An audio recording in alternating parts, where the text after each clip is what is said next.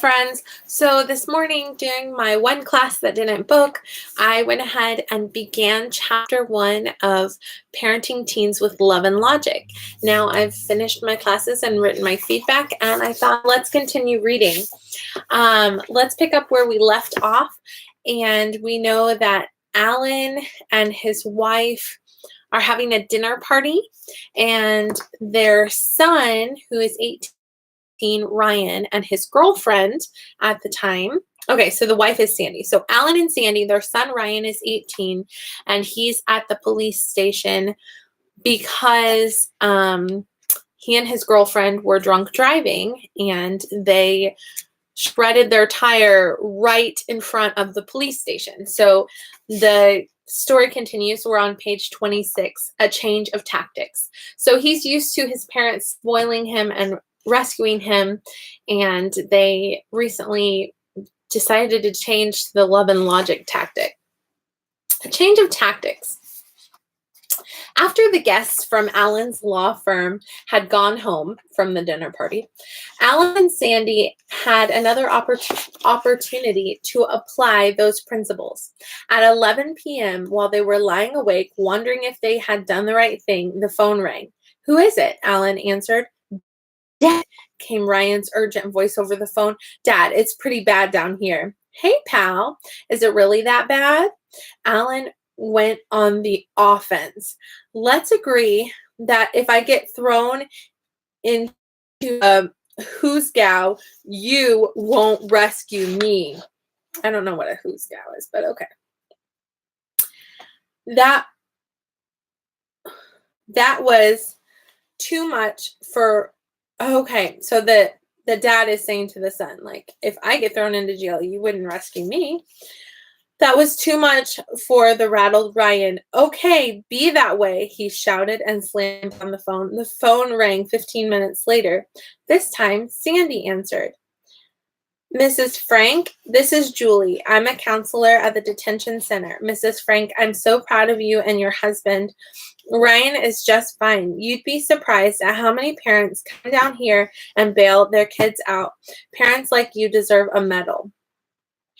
Alan and Sandy held off the next day as well, but Desiree's mother bailed out the two teens.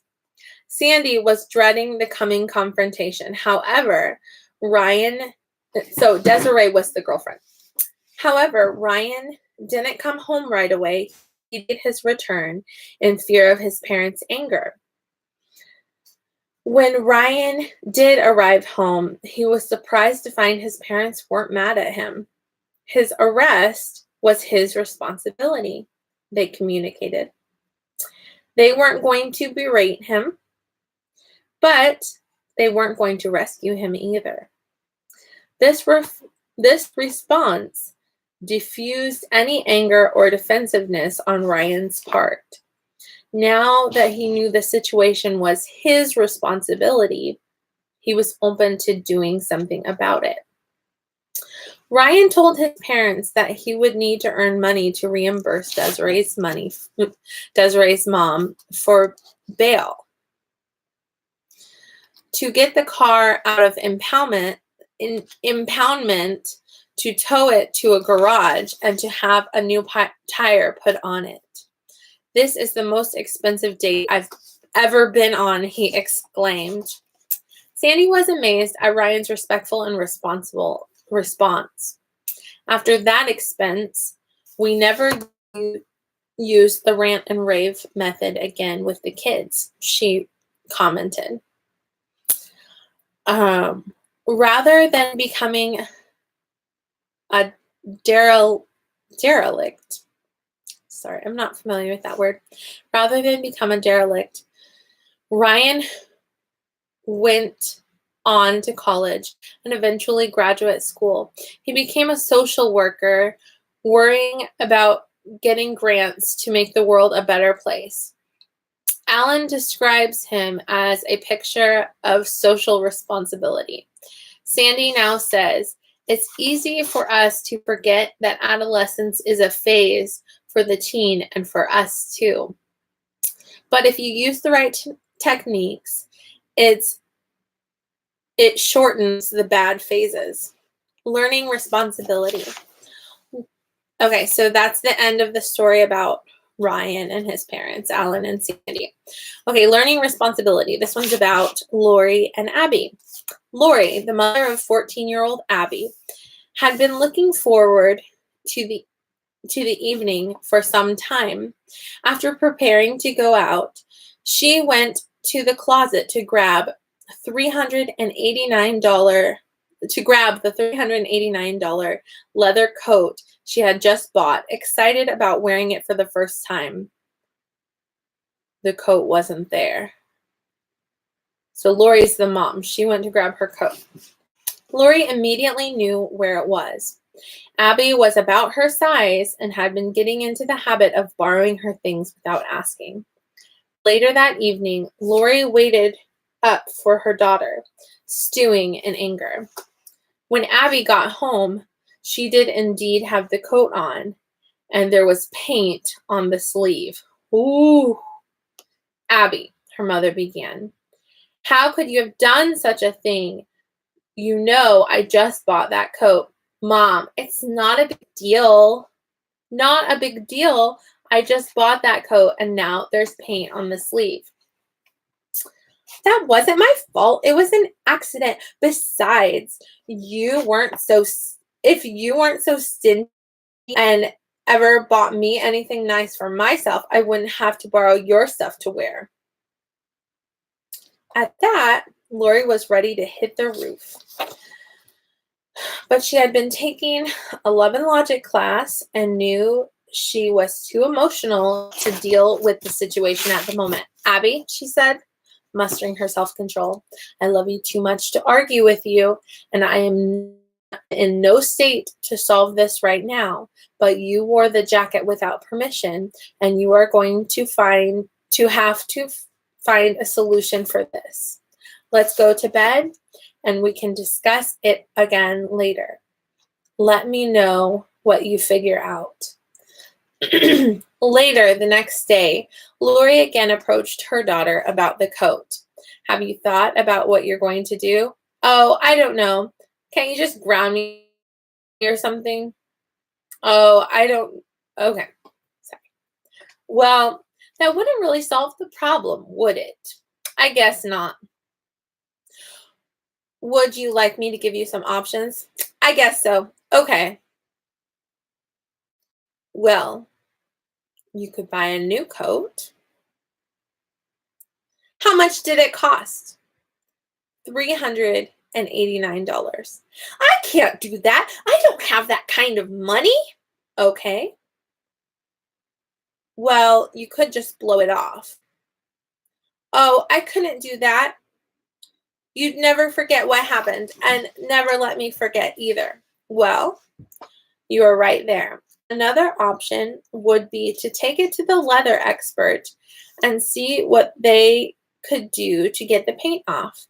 Abby chose that option and found that for $35, the cleaner would try to get the paint off the jacket, but would not guarantee the work. When she offered to give Lori the $35 to make it even, Lori again refused and handed the problem back to her daughter. Ultimately, Abby would have to find the solution on her own. Whether it was to try the cleaners or hold a garage sale of her own things to pay for the jacket. It is better for a 14-year-old to learn fiscal responsibility by going bankrupt at that age rather than when she is older and has others relying on her. Either way, Abby would provide the solution. The times, they aren't changing. So this is a new story. Tammy, Gary, Sandy, Alan, and Lori all received a graduate level education in parenting through their experiences. Their previous schooling hadn't prepared them for the intensity of the joys, sorrows, and dilemmas they face daily and sometimes hourly with a teenager. From relationship to from relationships, to jobs, to fashion, to loud music, to broken hearts, to broken laws. Parents of teenagers invariably find out, if they haven't found out already, what these 5 parents learned. Children change. And what a change. Just a few years ago, we were changing diapers, reinforcing basic manners, and ferrying kids here and there, assisting them with their homework, watching them play. Sure, we lost our temper at times, but sometimes even felt we were losing our minds. And yes, there were inevitable and seemingly endless challenges to our parental authority. But even through the hard lessons, we were still the parents. Our children were still within our control. But then along came a phase change that sent us scrambling back for more education, a graduate course in teenagers. All of a sudden, our kids didn't look the same anymore. Benny used to be satisfied with double-knee jeans and a t-shirt. Jocelyn used to let mom buy her clothes. Now, Ben Jr. wears jeans with holes and not just at the knees, and Jocelyn has a close personal relationship with every clothing clerk at the mall. Sometimes they dress as if every day were Halloween.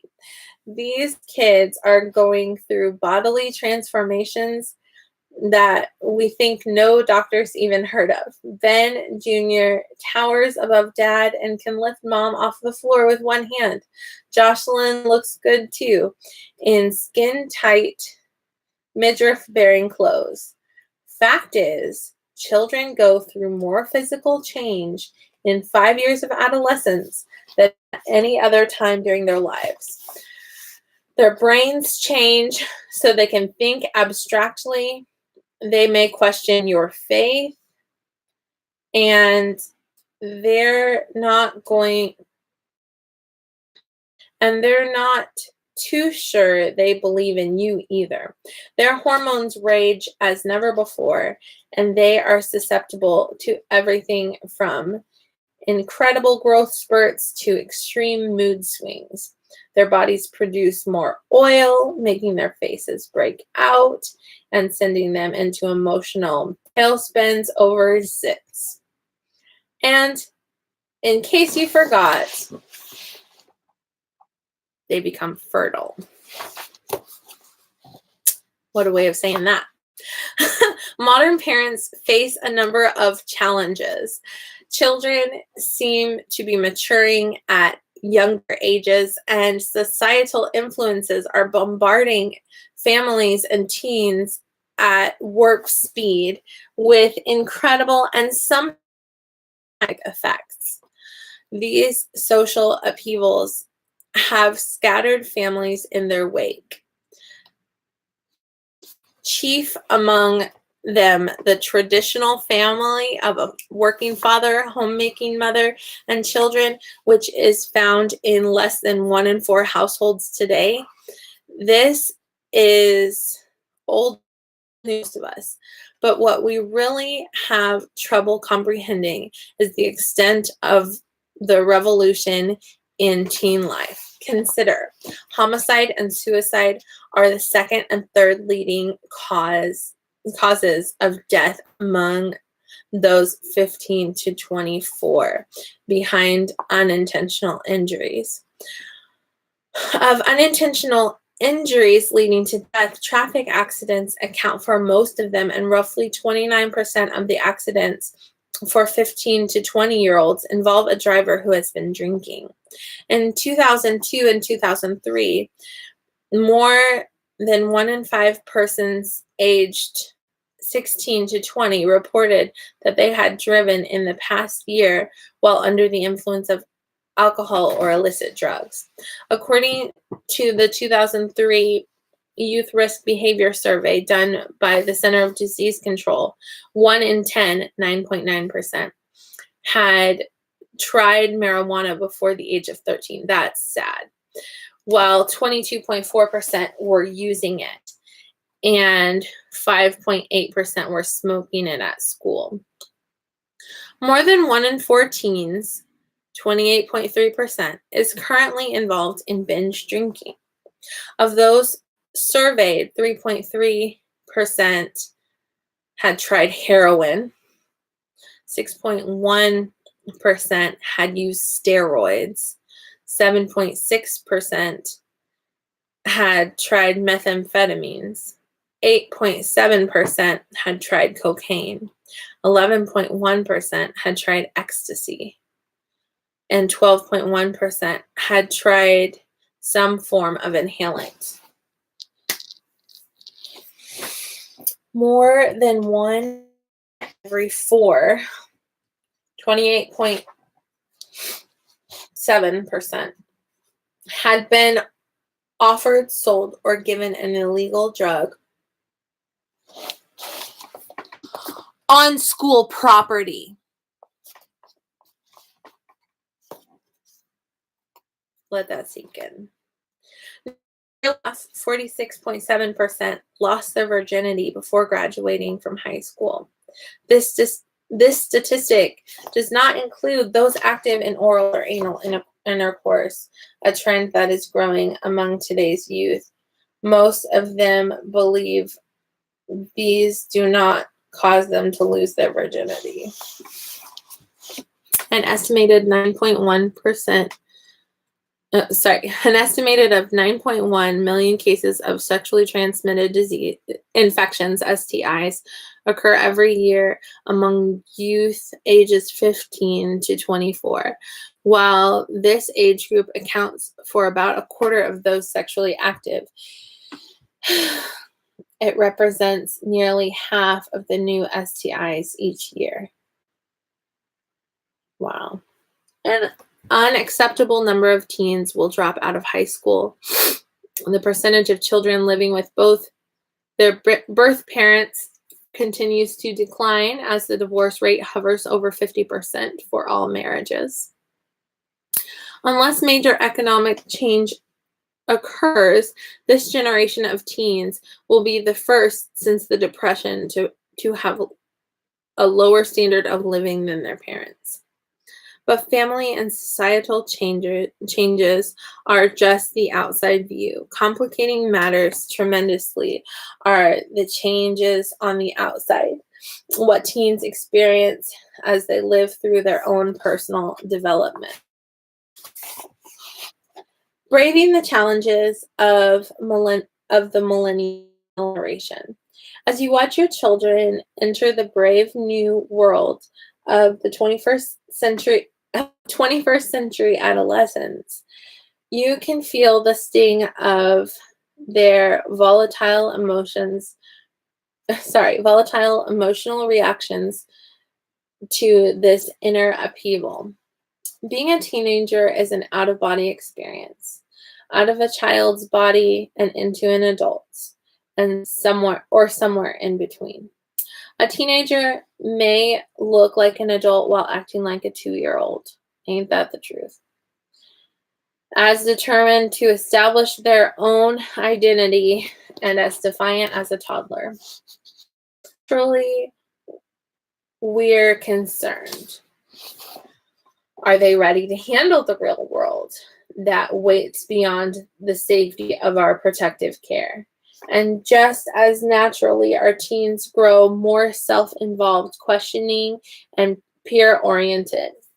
They assimilate into a subculture, adopting distinctive dress and hairstyles, along with music and language that often offends adult ears. All this is grounded in a deep personal struggle with identity and self-worth. Who am I? is more than a throwaway line from a television show and rock songs. It's a central question in teens' transition from dependence to independence. But our teens can seem like aliens compared to the children we used to know. We wonder if other parents could possibly have as many sleepless nights worrying about their teenagers. Some of us wonder if our children and our marriages will survive. Faced with this loss of control, we wonder, what's wrong with me? Did my folks feel the same way about me when I was a teenager? What did your folks do? After all, it wasn't so long ago that you were cruising Main Street, singing along with Steppenwolf or Thriller, tasting your first cigarettes and beers, skipping church, breaking curfew, and even getting grounded on occasion. Did your folks wonder if you would ever grow up and become a responsible adult? Yep, they did, but you made it. Now, fast forward several frames. You are the parents. You are the parent of teenagers, and you hope in the few years left before they fly the coop, that somehow they'll learn how to make decisions in the real world. The real world, now there's a phrase to make us stutter. The pressures, one second. The pressures and influences, or was it? The pressures and influences everywhere today were practically unheard of in ours and our parents' day. They're tempted to sink into despair as we watch. We're tempted to sink into despair as we watch our children's face life and death. As we watch our children face life and death decisions long before they're on their own. Drugs, alcohol, premarital sex, and especially depression and suicide confront teens and even much younger children frequently. These pressures can overload parents as much as teens, perhaps even more so, especially if they're trying to parent just like their parents did a generation earlier. For example, when Jim's parents said he thought they could actually make him do it, teens today know that parents simply don't have that my word is law in this house control,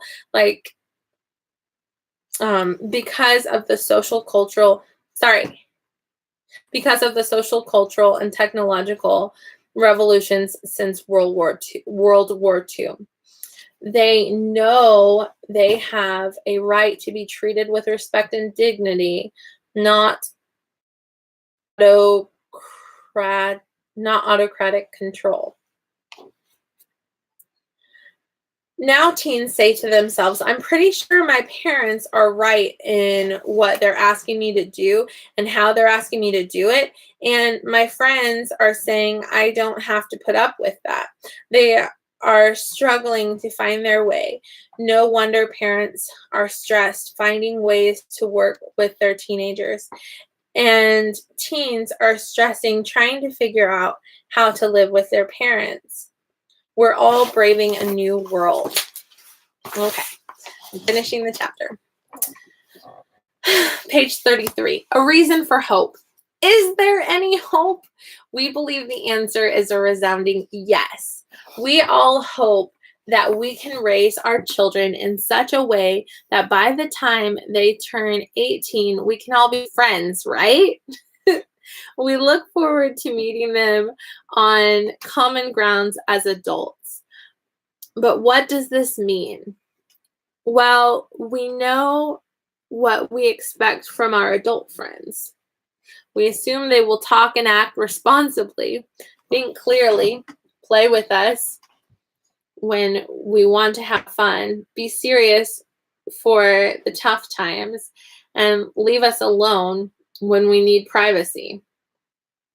Why can't we expect the same for our teens? You're probably thinking, you must be talking about somebody else's teens. Just walked in at 4:00 a.m. She won't even be coherent until tomorrow afternoon. The only reason she would pay attention to my expectations is to figure out how to frustrate them. But we are talking about your teen. The principles we lay out in this book are relevant at the board. From shrinking from shrinking violets to rebels without a cause. We're going to teach you how to apply them in the task of helping your teens become responsible adults.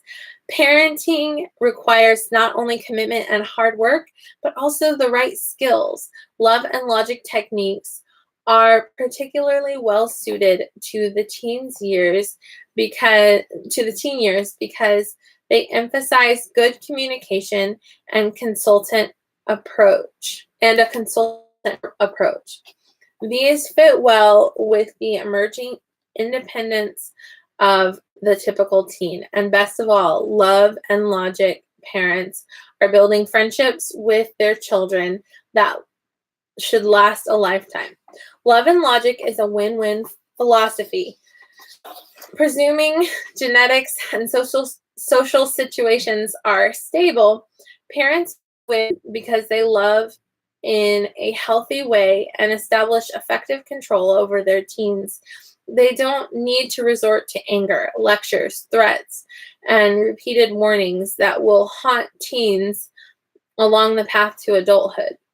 They also avoid the anger and frustration that just work to feed misbehavior.